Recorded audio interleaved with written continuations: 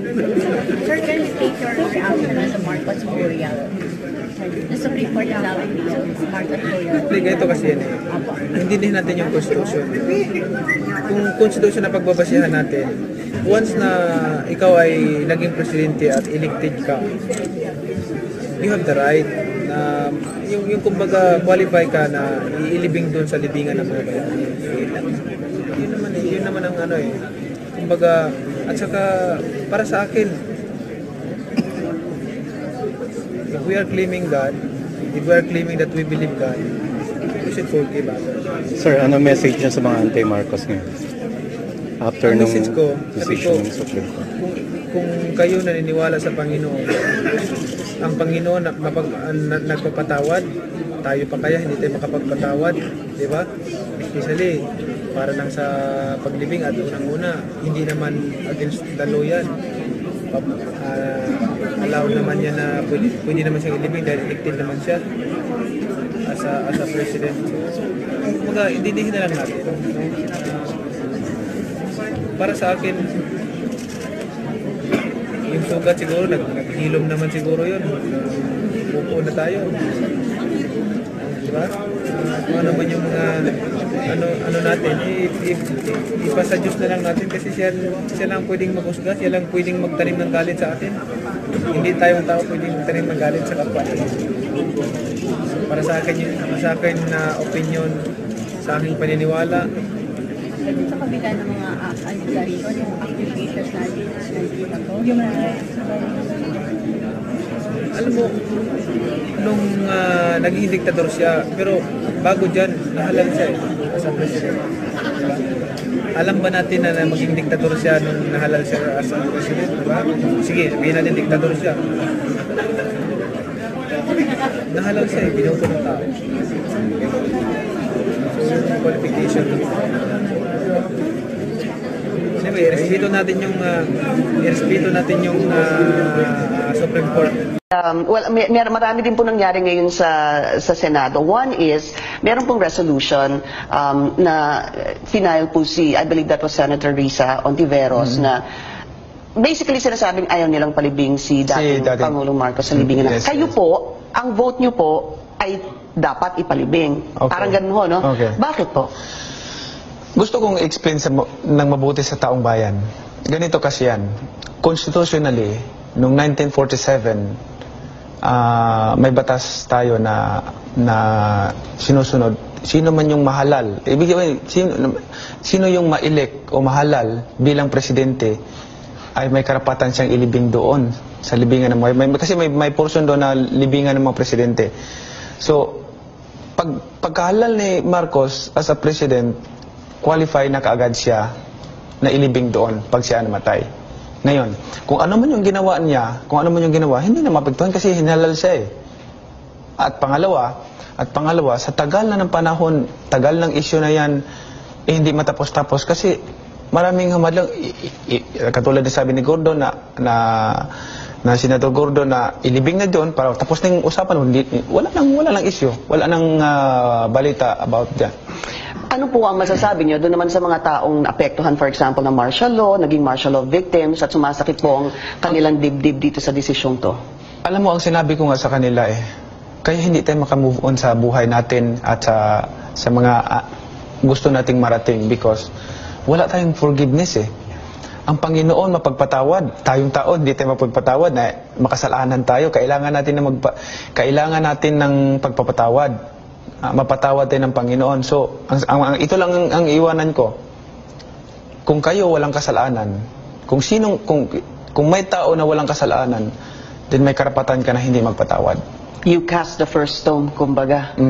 Kung wala kang kasalanan, then huwag kang magpatawad. Sa iba pong mga bansa, sa kanilang mga dating diktador, hindi po inagawad ang ganitong klaseng karangalan. Bilang pagrespeto sa mga tunay na bayani nila, bilang sa pagrespeto sa kasaysayan nila bilang isang sambayanan. Gayunpaman, hindi po huli sa isyung ito, hindi tapos ang laban. Tuloy pa po ang laban. Itutuloy ng lahat ng henerasyon ng mga Pilipino, yung mga magulang namin, ang henerasyon natin, at lalo na para sa ating mga kabataan.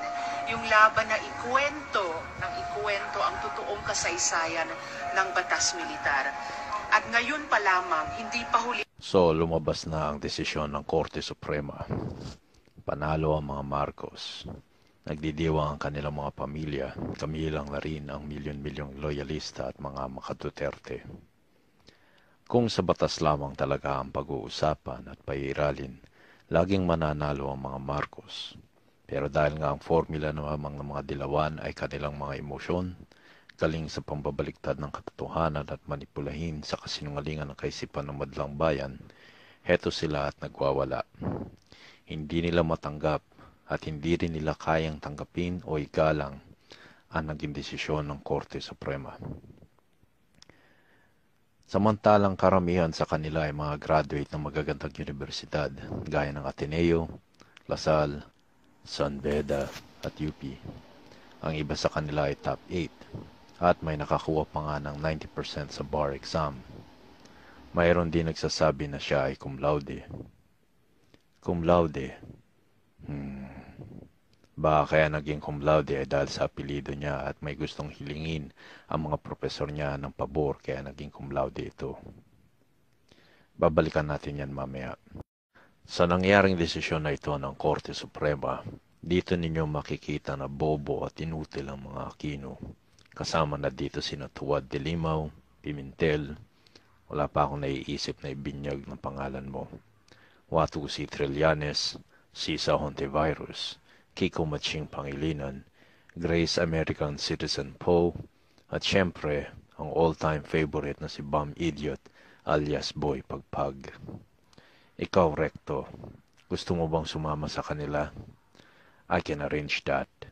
Magbigay ka lang ng pangit na comment tungkol kay Marcos at isasama kita dito. Naturing ang mga abogado pero hindi nila kayang intindihin na ang pinakamataas sa isang bayan na siyang gumagawa ng batas ay ang Supreme Court. Ang Supreme Court ang gumagawa at kapagpasunod ng batas sa isang bansa gaya ng Pilipinas. Kaya kung ito man ang magiging mali, wala tayong magagawa kundi sundin ang nasa konstitusyon o ang batas na inakda ng Supreme Court. Sa pagkakaalam ko, ito rin ang gumawa at sumulat ng Constitution. Alam dapat yan nila Tuwad at Pimentel. Siguro, naging dilaw na ang mga utak kaya nawala na ang mga inaral sa pag-aabogasya at nasayang ang pagiging top 8 at top notcher sa bar exam. Wala ka naman maaasahan kina Bam Idiot, Sisa Hontivirus, Watu si Trillanes at Grace Poe dahil hindi naman mga abogado yan. Isa pa, mga nagpapanggap lang na matatalino pero mga bobo naman. Isipin ninyong mabuti kung paano na ma-i-approach ang isang problem gaya ni Sisa Hontivirus.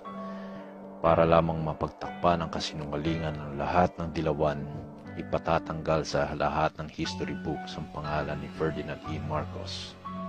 Sa tingin nyo ba, yun ay isang logical or even a bright move coming from a journalist graduate na si Sisa Hontivirus?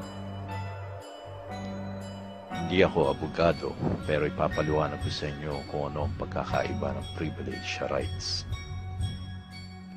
Halimbawa, may isang high school graduate na gustong mag-aral sa UST. Sabihin na rin natin na siya ay may kaya sa buhay para patas sa mga oligarch ang example ko na ito. Karapatan ng batang ito ang mag-aral at makatapos, hindi ba? Malamang kaysa hindi ay sang-ayon kayo ngayon sa premise ko at tumatango kayo sa inyong mga upuan habang pinanonood ang video na ito. Kaso, nung nag-entrance exam ang batang ito sa UST, hindi siya nakaabot sa passing score. Sabihin natin ang passing score ay 85. Nakuha ng batang ito ay 80. Pwede ba niyang sabihin, karapatan ko na mag-aral sa UST? Hindi. Karapatan niyang mag-aral at makapagtapos, totoo. Pero privilege lamang niya ang makapag-aral sa UST. Bakit?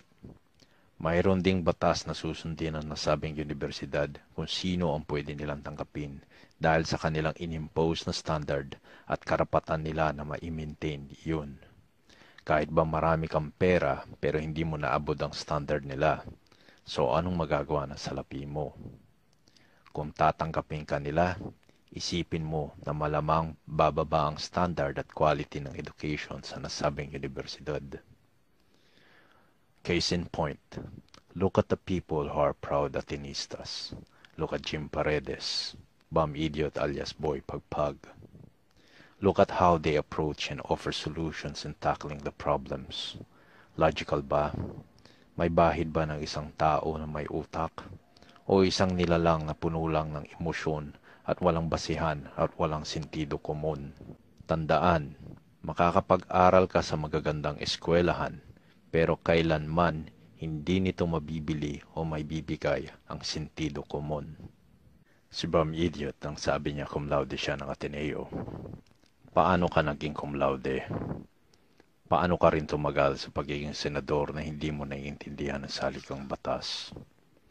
Napakaswerte mo at hindi ako naging professor mo dahil kahit takino ka, pero kung mga isasagot mo sa akin ay nonsense, sasabihin ko sa iyo, drop mo na lang subject ko.